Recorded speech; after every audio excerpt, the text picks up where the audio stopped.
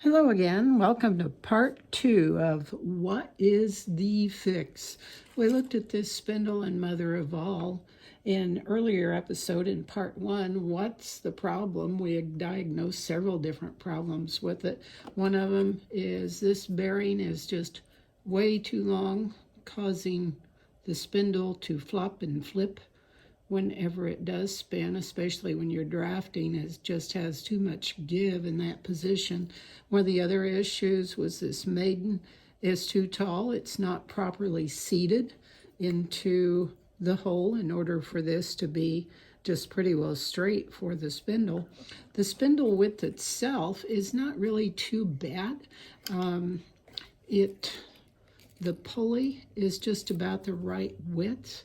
The prior maker, you might notice here, I think it was Bobbin Boy, he made a couple of little notches in the rod for the bearings to ride. And that is really a nice feature for bearings, that if they're that wide, they fit in there quite nicely. The pulley itself is in good condition. It holds the drive band. So we've got the bearings we need to redo.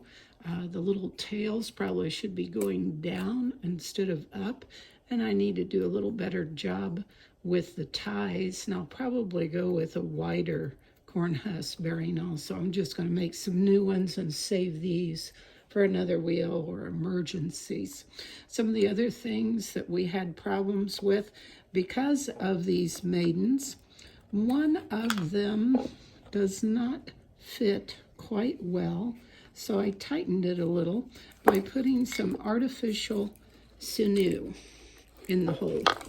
So thus, we've got them sitting not quite properly. I look at this one, and there's that artificial sinew I put in there. And there's the other one. Probably too much, or may not have needed them at all. Whenever you're working on a mother of all, you might find that one maiden fits in one hole much better than the other, or you can look at wear marks on the insides of the maidens to determine where they go. But sometimes they have their favorite spot. The bores are just slightly different. The mother of all itself was a little bit loose and would swivel on top of the post. I have a little bit of waxed linen in there that helps with holding it. And I also put some beeswax, just rubbed really good inside the hole, and that makes it very nice and secure now to be able to sit on top of the post. So that's our two tasks here with the maidens. And now I can take the spindle off. And also the other problem that we determined was the cop is really cut too short. Here's the end of the cop, and it's pretty good at a distance here. I like it about 1/4 of an inch from the bearing, but I should have made it longer over here, maybe keeping it back about an inch, 1.25 at the most from the tip of the spindle, because you can see what it's starting to do. It's flopping off of that quill.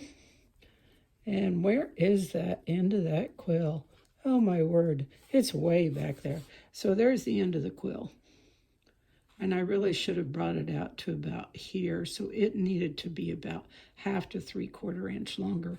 So all of those things I'm going to work on whenever I'm off camera. And I'll come back to you at a later time.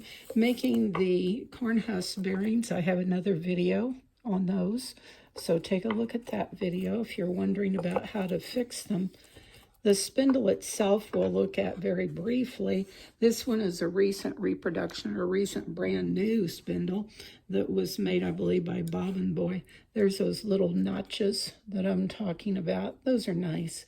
The little grooves are pretty good. I think at the time he made this, I might have sent him the mother of all, and he probably made the pulley the same width.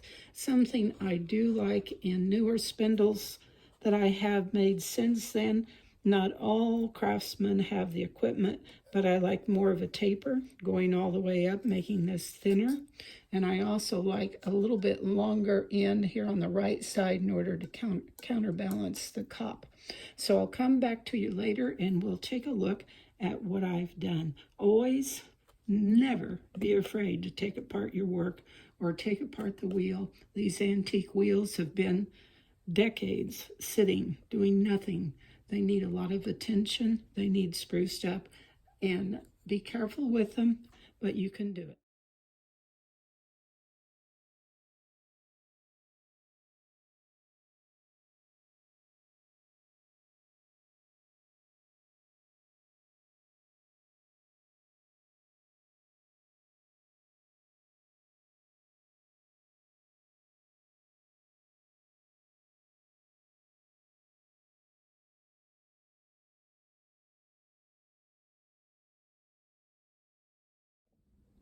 Well, I've worked for quite a while on it this evening, but I think it's finally where we need to be. I changed out the cornhusk bearings. I made some new ones. Yes, they're not even, I know. I took out the little bit of artificial sinew I had in those, so now the maidens are sitting properly and the spindle is pretty well level.